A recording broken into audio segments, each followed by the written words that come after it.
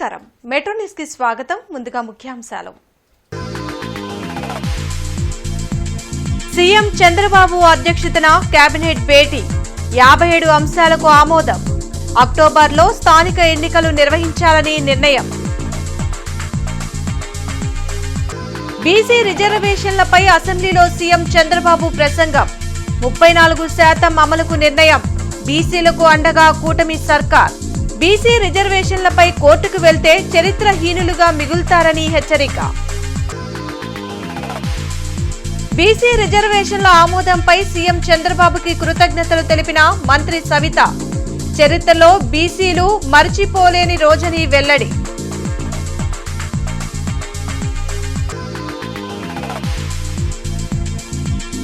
కొనసాగుతున్న జూనియర్ డాక్టర్ల సమ్మె.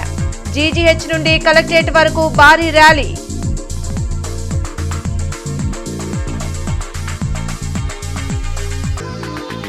మండలిలో రెండో రోజు డీఎస్సీపై అధికార విపక్షాల మధ్య వాగ్వాదం. డీఎస్సీ గురించి ఎందుకు ప్రశ్నించరన్న బొత్స. వైసీపీ సభ్యుల తీరుపై మంత్రి పయ్యావుల ఆగ్రహం.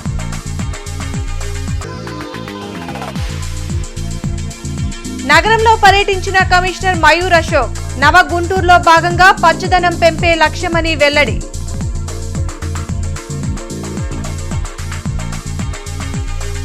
బీసీ రిజర్వేషన్ల అంశంపై శాసనసభలో ముఖ్యమంత్రి చంద్రబాబు ప్రసంగించారు. రాష్ట్ర మంత్రివర్గంలో బీసీలకు అనుకూలంగా 3 కీలకమైన నిర్ణయాలు తీసుకున్నామని ముఖ్యమంత్రి చంద్రబాబు తెలిపారు. వారి సామాజిక రాజకీయ అభ్యున్నతి కోసం 3 ప్రధానమైన అంశాలపై కేబినెట్ ఆమోదం తెలిపింది అన్నారు. బీసీలకు గ్రామీణ స్థానిక సంస్థల్లో 34% రిజర్వేషన్లు కల్పించాలని నిర్ణయించామని తెలిపారు.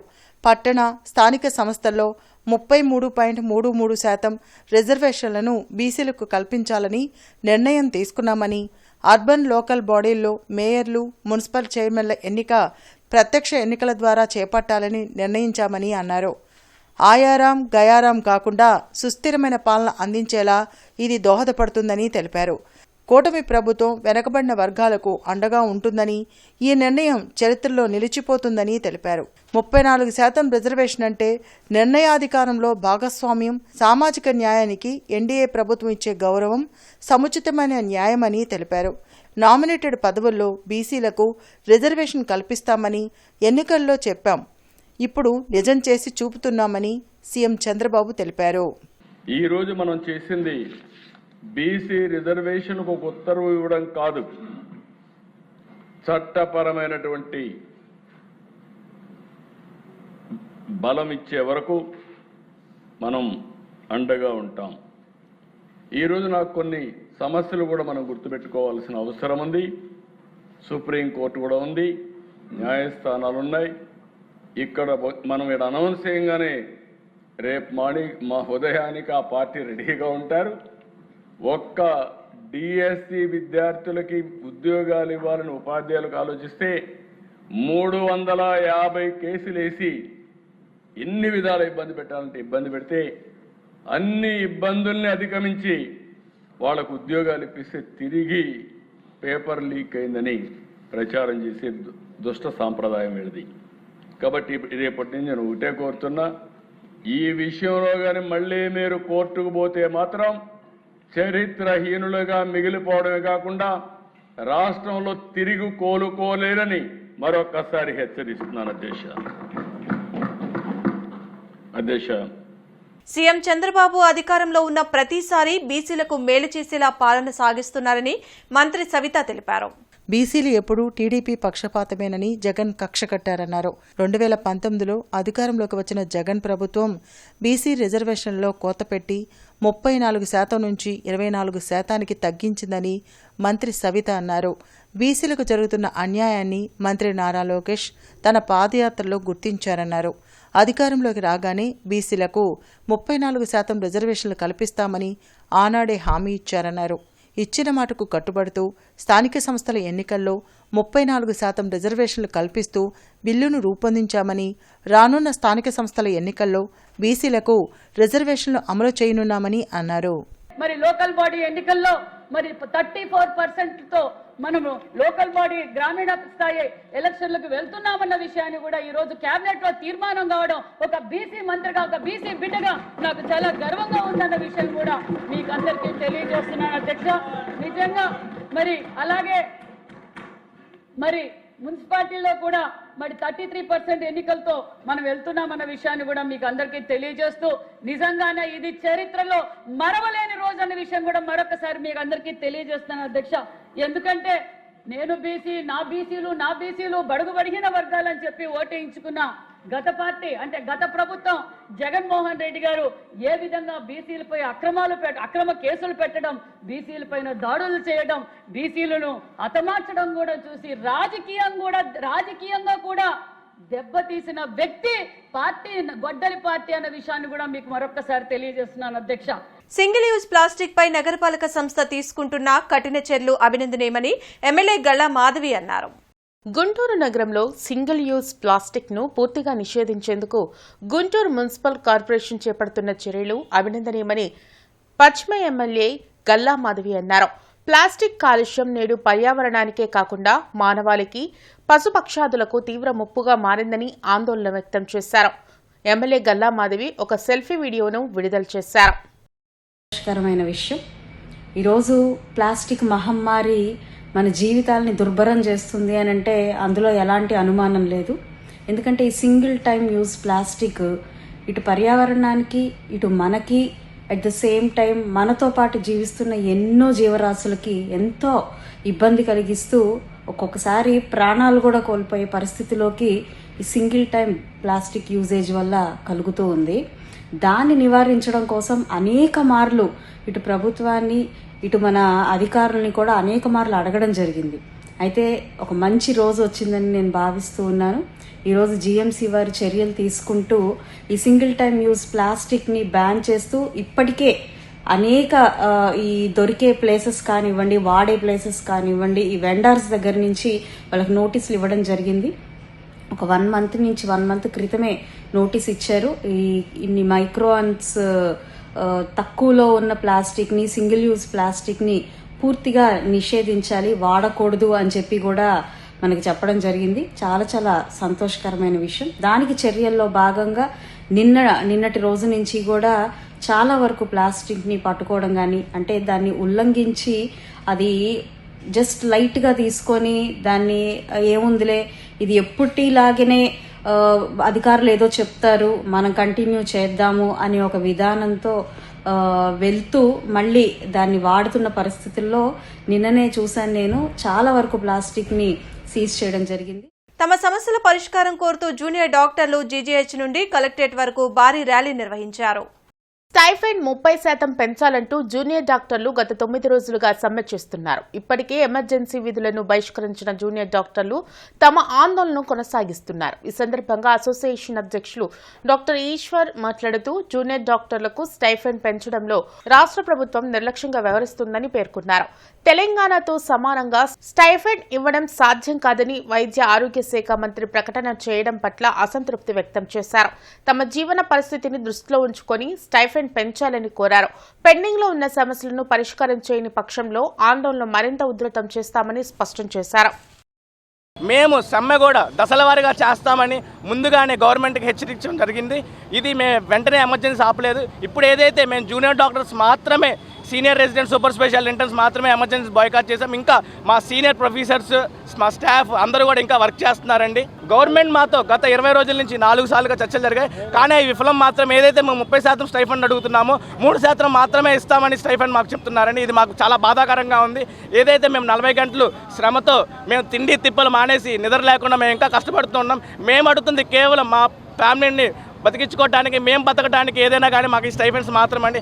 ఈ ప్రొఫెషన్లో మాత్రం ఏదైతే 35 సంవత్సరాల వరకు ఇంకా మేము చదువుతూనే ఉంటాము. ఇది మా స్టైఫండ్ మాత్రమే కాదు, మా కుటుంబాలకి ఇది మాత్రమే ఉందండి. ఎయిడెడ్ పాఠశాల మూసివేతపై మండలిలో మంత్రి నారా లోకేష్ వివరణ ఇచ్చారు. రాష్ట్రంలో ఎయిడెడ్ పాఠశాలను మూసివేయడం లేదని మంత్రి నారా లోకేష్ స్పష్టం చేశారు. కూటమి ప్రభుత్వం వచ్చాక ప్రభుత్వ పాఠశాలల్లో 0.94% ప్రవేశాలు పెరిగాయని తెలిపారు. ప్రభుత్వ పాఠశాలలో అడ్మిషన్ శాతం 2022-23 7.6% తగ్గింది. 2023, 24 ప్లీజ్ కూర్చోండి, దయచేసి కూర్చోండి. 2024, 25 3% తగ్గింది. ఇది గత వైకాపా ప్రభుత్వంలో తగ్గింది. ప్రజాప్రభుత్వ అధికారంలోకి వచ్చిన తర్వాత అవకతవకలు ఫేక్ డేటా తీసేసిన తర్వాత 2025, 26లో 1.69% తగ్గింది అధ్యక్ష. కానీ ఇప్పుడు ప్రత్యేకంగా 2026, 27లో 0.94% అడ్మిషన్స్ పెరుగుతాం జరిగింది అధ్యక్ష.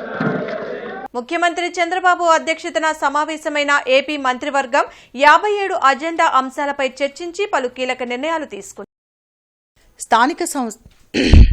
స్థానిక ఎన్నికల్లో బీసీలకు 34% రిజర్వేషన్లు అమలు చేయాలని ఏపీ కేబినెట్ నిర్ణయాలు తీసుకోవడం జరిగింది.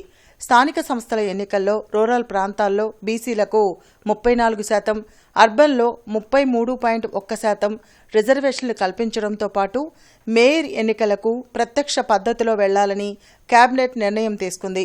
కర్నూలులో అగస్త్య గ్రీన్ ఎనర్జీ ప్రాజెక్టుకు మంత్రివర్గం ఆమోదం తెలిపింది. విశాఖలో Akshit solar cell module plant data సెంటర్ల ప్రతిపాదనలకు ఆమోదం తెలిపింది. తిరుపతి, సూర్యలంక, కేసరపల్లి, కాకినాడలో స్టార్ హోటళ్ల ఏర్పాటుకు మంత్రివర్గం ఆమోదం తెలిపింది. అక్టోబర్లో స్థానిక సంస్థల ఎన్నికలు నిర్వహించాలని ఏపీ కేబినెట్ నిర్ణయం తీసుకుంది. పాత పద్ధతిలోనే ఒక డిప్యూటీ మేయర్ పదవి ఉండాలని తీర్మానించారు. అమరావతిలో రైల్వే లైన్ ఏర్పాటుకు ల్యాండ్ పూలింగ్ చేయాలని నిర్ణయించారు. Udyoganagar, JKC college road, inner ring road, Mallikarjunapuram, Balajinagar, Chinnerukunta head water works ని పరిశీలించి తీసుకోవాల్సిన చర్యలపై కమిషనర్ మయూర్ అశోక్ తగు ఆదేశాలు జారీ చేశారు. ఈ సందర్భంగా కమిషనర్ మయూర్ అశోక్ మాట్లాడుతూ నవగుంటూరులో భాగంగా నగరంలో పచ్చదనం పెంచే లక్ష్యంగా మొక్కలు నాటడం జరుగుతుందని, ప్రధానంగా రోడ్లకు ఇరువైపులా డివైడర్లతో పాటు నూతన రోడ్ల నిర్మాణ ప్రతిపాదనలో మొక్కలు కూడా ఉండేలా చూడాలని ఎస్సీని ఆదేశించారు. ఇన్నర్ రింగ్ రోడ్ రెడ్డిపాలెంలోని పార్క్ని పరిశీలించి పెండింగ్ పనులను వెంటనే పూర్తి చేయాలని, పార్కులో గ్రీనరీ ల్యాండ్ మొక్కలు నాటాలని ఏడీహెచ్ డీఈని ఆదేశించి పార్కు నిర్వహణకు వాకర్స్ కమిటీ ముందుకు రావాలని కోరారు.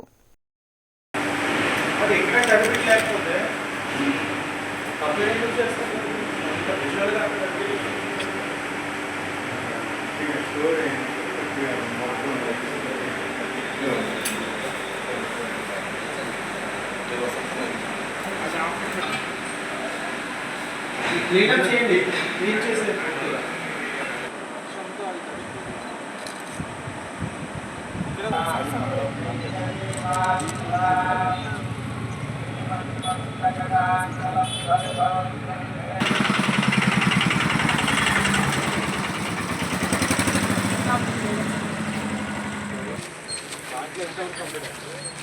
Second part first part drain to drain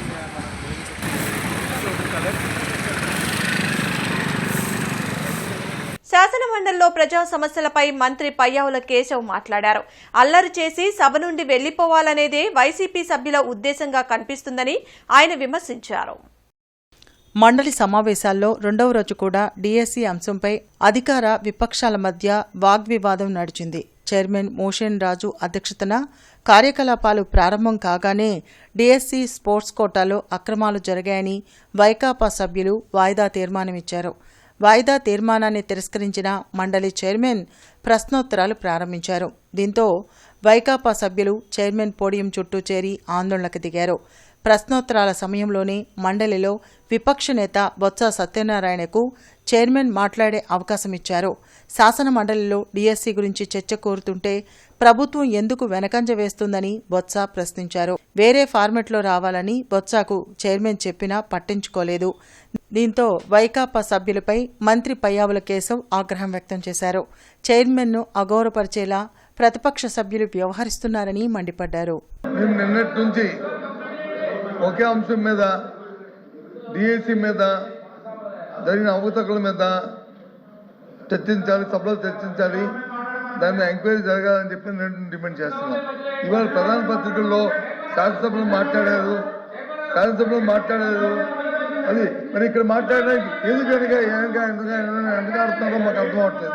ఎందుకంటే వెనకెందుకు వేస్తారో మాకు అర్థం అవట్లేదు. వాస్తవ విషయాలు అక్కడ చెప్పినట్టు చెప్పొచ్చు కదా. అక్కడ చెప్పి ఇక్కడ చెప్పొచ్చు కదా, ఇది చెప్పొచ్చు కదా. దీని తర్వాత చేస్తామని చెప్పింది విద్యామంత్రి గారు ఉన్నారు కదా, విద్యామంత్రి గారు చెప్పానండి. అక్కడ చెప్పిన ప్రకటనలు ఎక్కడైనా సరే బయటైనా ఇంటైనా ఎక్కడైనా మాట్లాడతామని చెప్పారు కదా, చెప్పండి ఆ మాట ఎక్కడ. దాన్ని మేము తిరస్కరించడం జరిగింది. మీరు వేరే ఫార్మెట్లో రండి, లేదంటే మళ్ళీ ఒకసారి బీఎస్సీ పిలుస్తాను, బీఎస్సీలో మీరు డిసైడ్ చేసుకోండి. కాస్త హుందాగా పక్కకు జరగండి. వారు చాలా స్నేహశీలి, మనందరితో చైర్మన్ గారు బాగుంటారు. అట్లని మనం ఆ చైర్లో కూర్చున్నప్పుడు వారి మీద పడేటువంటి అడ్వాంటేజ్ తీసుకోకూడదు అనేటువంటిది ఇది మన సంస్కృతి, మనం నేర్చుకున్నటువంటి సంస్కృతి. మన ఇప్పుడు చైర్ని ఏ రకంగా మీరు అవమానిస్తున్నారు పబ్లిక్ గా అనేది అర్థమవుతా ఉంది. మనం నేర్చుకున్న సంస్కృతి ఇది అధ్యక్ష. నంబర్ 1, వారు రిప్లై అవుతుంటే కూర్చుంటారు. వినండి, డిఎస్సి మీద చర్చించడానికి అధ్యక్ష వాళ్ళ ఉద్దేశం చాలా స్పష్టంగా అర్థమైంది. మాట్లాడేకేం లేదు, అల్లరి చేసుకుని వెళ్ళిపోవాలని. మోడీ, చంద్రబాబు ప్రజా వ్యతిరేక విధానాలకు నిరసనగా కలెక్టర్ కార్యాలయం ఎదుట ఏఐటీయూసీ నేతలు ఆందోళన కార్యక్రమం నిర్వహించారు. ఏఐటీయూసీ రాష్ట్ర పిలుపులో భాగంగా అన్ని విభాగాల ప్రజా సంఘాల సమస్యలపై ఆందోళన కార్యక్రమం నిర్వహించామని రాష్ట్ర అధ్యక్షులు రావులపల్లి రవీంద్రనాథ్ తెలిపారు. ఎంతో కష్టపడి సాధించుకున్న కార్మిక చట్టాలను రద్దు చేసి 4 లేబర్ కోడ్లను తెచ్చి కార్మికుల నడ్డి విరుస్తున్నారని మండిపడ్డారు. వెంటనే 4 లేబర్ కోడ్లను రద్దు చేసి పాత కార్మిక చట్టాలను అమలు చేయాలని డిమాండ్ చేశారు. ఈ కార్యక్రమంలో జిల్లా అధ్యక్షులు రావుల అంజిబాబు, ప్రధాన కార్యదర్శి మేడ హనుమంతరావు, చల్లాచున ఆంజనేయులు, జి సురేష్ బాబు, కోట మాన్యాద్రి, ఆకిటి అరుణ్ కుమార్, మంగా శ్రీనివాసరావు, వెనుకొండ డేవిడ్ తదితరులు పాల్గొన్నారు. ఈ ఆందోళన చెందుతున్నటువంటి వీరందరినీ కూడా చర్చలకు పిలిచి సమస్యలు పరిష్కారం చేయాలి. ఈ అసెంబ్లీ సమావేశాలు నిన్ననే ప్రారంభమయ్యాయి. 4 రోజులు మాత్రమే జరగబోతున్నాయి. ఈ 4 రోజుల్లో వీళ్ళకి సంబంధించినటువంటి అంశాలపైన చర్చలు జరిపి పరిష్కరించకపోతే అందరినీ కూడా సమీకరించి పెద్ద ఎత్తున ఐక్య పోరాటాలకి సమాయత్తం కాబోతా ఉన్నాం. ఐక్య పోరాటాల ద్వారా జరిగే పరిణామాలు ఏమైనా ఉంటే రాష్ట్ర ప్రభుత్వం అదే బాధ్యత వహించవలసి ఉంటుంది. 2.5 సంవత్సరాలుగా ఓపిక బట్టి శాంతియుత ఆందోళన ద్వారా, సమ్మెల ద్వారా, వినతి పత్రాల ద్వారా, మెమొరాండాల ద్వారా ఎంత చేసినప్పటికీ కూడా ఒక్క అంగుళం కూడా ప్రభుత్వం స్పందించలేదు. ఇక మార్గం తీవ్రమైనటువంటి ఉద్యమానికి కార్మిక వర్గం, ఉద్యోగ ఉపాధి సంఘాలు పోవటమే ప్రధానమైన కాబోతుంది. బ్రైట్ హారిజన్స్ ఫౌండేషన్ ఆధ్వర్యంలో ఈ నెల 20వ తేదీన గుంటూరులో మెగా జాబ్ మేళా జరగనుంది. ఈ వివరాలను ఫౌండేషన్ అధ్యక్షుడు ఎంకేఎస్ మొహిద్దీన్ మంగళవారం మీడియాకు వెల్లడించారు. పట్టాభిపురం మౌలానా అబుల్ కలాం ఆజాద్ షాదీఖానాలో జాబ్ మేళా జరుగుతుందని చెప్పారు. నిరుద్యోగ యువతకు మొత్తం 2500 ఉద్యోగాలు కల్పించే లక్ష్యంతో జాబ్ మేళా ఏర్పాటు చేయడం జరిగిందన్నారు. 10వ తరగతి, ఇంటర్, డిగ్రీ, ఇంజనీరింగ్, ఎంబీఏ తదితర కోర్సులు పూర్తి చేసిన వారికి ఉద్యోగ అవకాశాలు అందుబాటులో ఉన్నాయని తెలిపారు. ఇందులో 60 కంపెనీల ప్రతినిధులు హాజరవుతారని అన్నారు. ఈ అవకాశాన్ని అందరూ సద్వినియోగం చేసుకోవాలని సూచించారు. బ్రైట్ హారిజాన్స్ ఫౌండేషన్ తరఫు నుండి 20th ఆగస్టు 2026 నాడు, అంటే థర్స్డే, అంటే గురువారము ఉదయం 9 నుంచే సాయంత్రం 5 వరకు గుంటూరులో పట్టాభిపురంలో ఉన్నటువంటి అబుల్ కలాం ఆజాద్ ఉర్దూ కరెంట్ షాదీఖానాలో ఒక పెద్ద జాబ్ మేళా ఆర్గనైజ్ చేయబోతున్నాము. ఈ జాబ్ మేళాలో మేము ఒక 60 కంపెనీలను ఇన్వైట్ చేయడం అంటూ జరిగింది. ఈ జాబ్ మేళాలో దాదాపుగా 2500 జాబ్ ఆపర్చునిటీస్ ఉన్నాయి. ఇందులో ఇంజనీరింగ్ స్టూడెంట్స్ కోసము, గ్రాడ్యుయేట్స్ కోసము, ఇటు బ్యాంకింగ్ సెక్టర్లో, హెల్త్ సెక్టర్లో, ఇంజనీరింగ్ సెక్టర్లో, మ్యానుఫ్యాక్చరింగ్ సెక్టర్లో రకరకాల జాబ్ ఆపర్చునిటీస్ ఉన్నాయన్నమాట. అందువలన అందరూ ఎవరైతే ఇంజనీర్స్ ఉన్నారో, గ్రాడ్యుయేట్స్ ఉన్నారో, post graduates, MBA students, diploma వాళ్ళు, ఐటీఐ వాళ్ళు, 12th చదివి పూర్తి చేసి ఖాళీగా ఉన్న పిల్లలు, ప్లస్ 10th చదివి ఏదో ఒక చిన్న ఉద్యోగాలు చేసుకుంటున్నట్టు ప్రతి వాళ్ళు వచ్చి ఈ యొక్క జాబ్ ఆపర్చునిటీస్ సద్వినియోగపరచుకో. ఏపీలో గవర్నర్ కోటాలో ఎమ్మెల్సీలుగా 2 పేర్లు ఖరారయ్యాయి. ఎమ్మెల్సీలుగా వర్ల రామయ్య, దళవాయి రమాదేవిని టీడీపీ అధిష్టానం ఎంపిక చేసింది. ఎస్సీ కోటాలో వర్ల రామయ్యకు, బీసీ కోటా నుండి దళవాయి రమాదేవికి ప్రాతినిధ్యం లభించింది. ప్రస్తుత సమాజంలో జరుగుతున్న ఎన్నికల్లో జనరేషన్ జీ కీలక పాత్ర పోషిస్తుందని మాజీ ఎమ్మెల్సీ కెఎస్ లక్ష్మణరావు పేర్కొన్నారు. రాజ్యాంగ చర్చా వేదిక జనరేషన్ జీ ఉద్యమం విశ్లేషణపై బాలానంద కేంద్రంలో చర్చా కార్యక్రమం జరిగింది. ఈ చర్చా కార్యక్రమంలో మాజీ ఎమ్మెల్సీ కెఎస్ లక్ష్మణరావు, జనచైతన్య వేదిక రాష్ట్ర అధ్యక్షులు వల్లంరెడ్డి లక్ష్మణ్ రెడ్డి, డాక్టర్ సేవాకుమార్, గురుదత్, సురేష్ పాల్గొన్నారు. ఈ సందర్భంగా మాజీ ఎమ్మెల్సీ కెఎస్ లక్ష్మణరావు మాట్లాడుతూ నీట్ పేపర్ లీకేజీపై ఢిల్లీ జంతర్ మంతర్ వద్ద కాక్రోచ్ జనతా పార్టీ ఆధ్వర్యంలో జరిగిన జంజీవ్ ఉద్యమం దేశాన్ని కుదిపేసిందన్నారు. ఈ కార్యక్రమంలో వివిధ పౌర సంఘాల నేతలు పాల్గొన్నారు. ఎందుకంటే భారతదేశం లాంటి భారతదేశంలో ఉన్నటువంటి విషయాన్ని మనం గమనించాల్సింది ఏంటంటే, భారతదేశంలో ఒక్కో రాష్ట్రం ఒక దేశం అంత ఉంటుంది, ఒక్కో రాష్ట్రం ఒక వ్యాపారం అంత ఉంటుంది అంతే. సో ఇక్కడ అన్ని రాష్ట్రాల్లో ఒకే విధమైనటువంటి సామాజిక, ఆర్థిక, సాంస్కృతిక పరిస్థితులు అనేవి లేవు. గుజరాత్లో పరిస్థితులు వేరుగా ఉంటాయి, కేరళలో పరిస్థితులు వేరుగా ఉంటాయి. దేశవ్యాప్తమైనటువంటి ఉద్యోగంలాగా దారి తీసుకోవచ్చు. కానీ 3-4 అంశాలు. ఒకటి, మన అందరం నెంబర్ 1 జనరేషన్ జీ యూత్ యొక్క ఆకాంక్షలు మనం అర్థం చేసుకోవాలి. మనం అంటే ఇప్పుడున్న సాంప్రదాయ రాజకీయ పార్టీలు కూడా అర్థం చేసుకోవాలి. ఎందుకు యూత్ అంత స్పందించారు? కేవలం మెడికల్ స్కామ్ అది మెడికల్ సీట్లు నీట్ ఎగ్జామ్ వల్లే అంత స్పందించారని నేను అనుకోను. ఆల్రెడీ ఉన్నటువంటి భౌతిక పరిస్థితి, ఆల్రెడీ ఉన్నటువంటి నిరుద్యోగం. రవాణా శాఖ మంత్రి మండింపల్లి రాంప్రసాద్ రెడ్డిని ఎమ్మెల్యే నసీర్ అహ్మద్ అసెంబ్లీలో వాహనాల ఫిట్నెస్ పై ప్రశ్నించారు.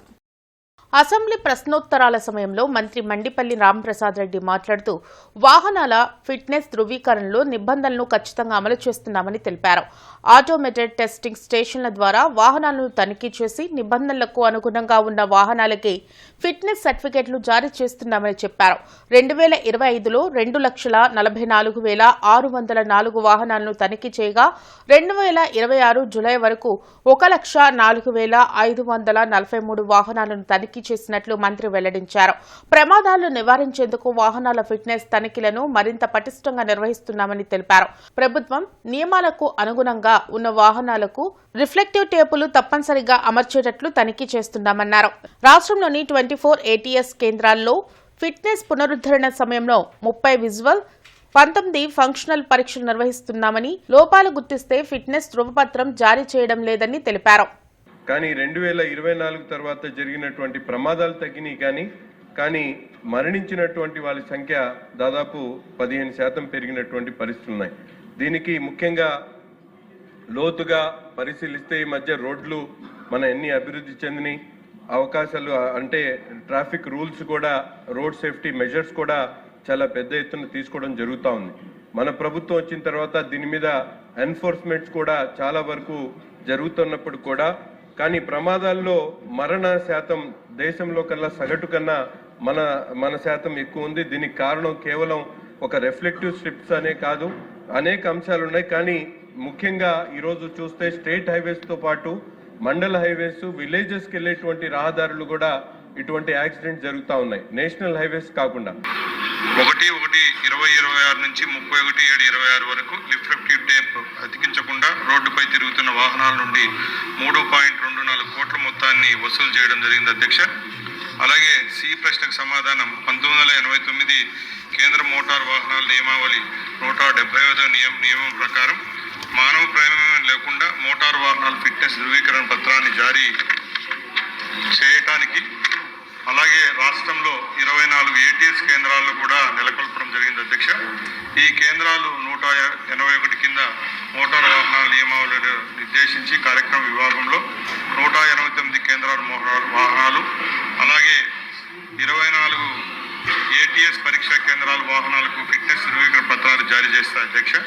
నర్సరావుపేట వినుకొండ రోడ్లోని కార్ డెకార్స్ లో అగ్ని ప్రమాదం జరిగింది. విద్యుత్ షార్ట్ సర్క్యూట్ జరగడంతో మంటలు ఎగిసిపడ్డాయి. దీంతో 4 కార్లు దగ్ధమయ్యాయి. హుటాహుటిన అగ్నిమాపక సిబ్బంది మంటలు ఆర్పారు. పక్క షాపులకు మంటలు వ్యాపించకుండా అగ్నిమాపక సిబ్బంది ప్రయత్నించారు.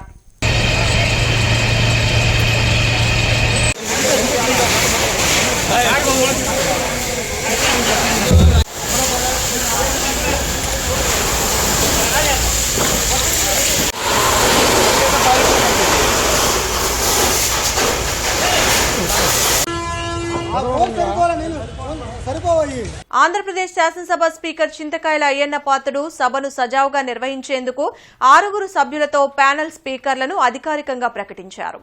స్పీకర్ లేదా డిప్యూటీ స్పీకర్ అందుబాటులో లేని సమయంలో సభా వ్యవహారాలను నడిపించేందుకు ఈ ప్యానెల్ స్పీకర్లు బాధ్యతలు చేపడతారని తెలిపారు.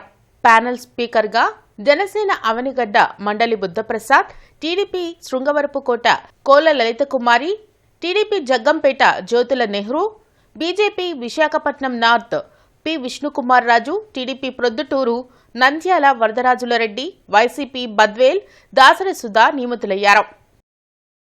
టీడీపీ పార్లమెంట్ సెక్రటరీ గంటా మౌలిక పుట్టినరోజు వేడుకలు గుంటూరులో ఘనంగా నిర్వహించారు.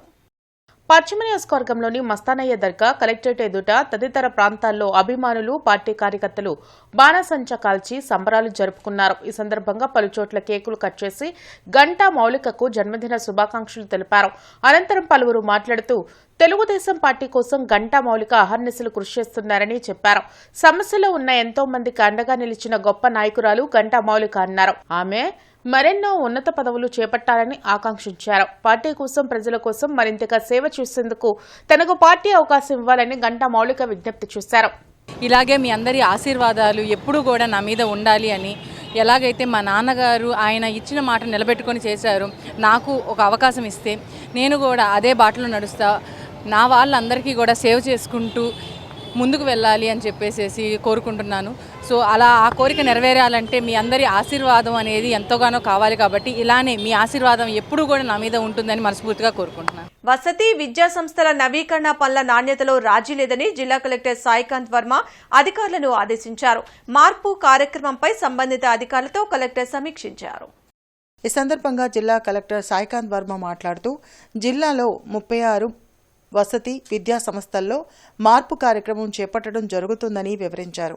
ప్రస్తుతం ఎంపిక చేసిన సంస్థల్లో సుందరీకరణ, ఆహ్లాదకర వాతావరణం నెలకొల్పడమే కాకుండా కనీస వసతులు పక్కాగా ఉండాల్సిందేనని స్పష్టం చేశారు. 10 మందికి ఒక మరుగుదొడ్డి ఉండే విధంగా చర్యలు తీసుకోవాలని ఆదేశించారు.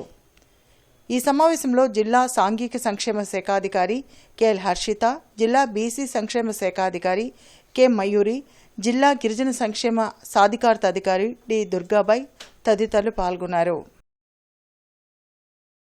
తూర్పు నియోజకవర్గ పరిధిలోని 139, 176 పోలింగ్ కేంద్రాల వద్ద జరుగుతున్న సర్వ్ విచారణ ప్రక్రియను కమిషనర్ ఈఆర్ఓ మయూర్ అశోక్ పరిశీలించారు.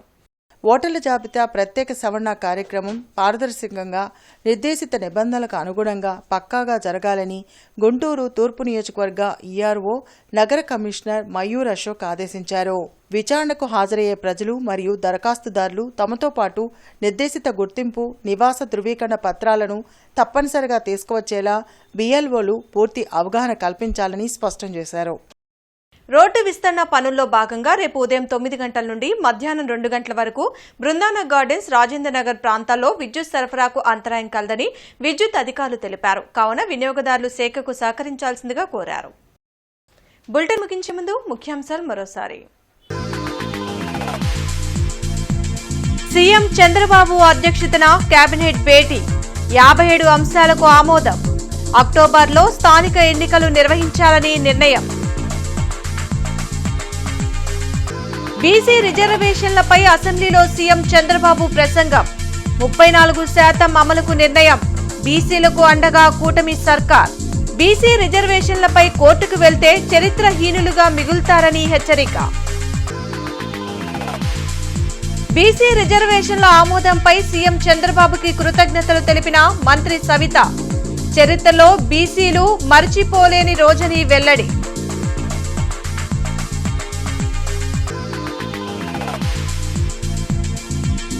కొనసాగుతున్న జూనియర్ డాక్టర్ల సమ్మె, జీజీహెచ్ నుండి కలెక్టరేట్ వరకు భారీ ర్యాలీ.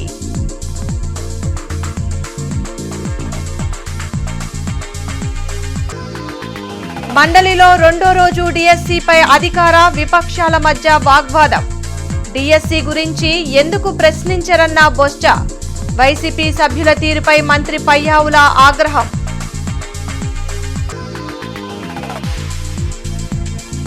నగరంలో పర్యటించిన కమిషనర్ మయూర్ అశోక్. నవ గుంటూరులో భాగంగా పచ్చదనం పెంపే లక్ష్యమని వెల్లడి.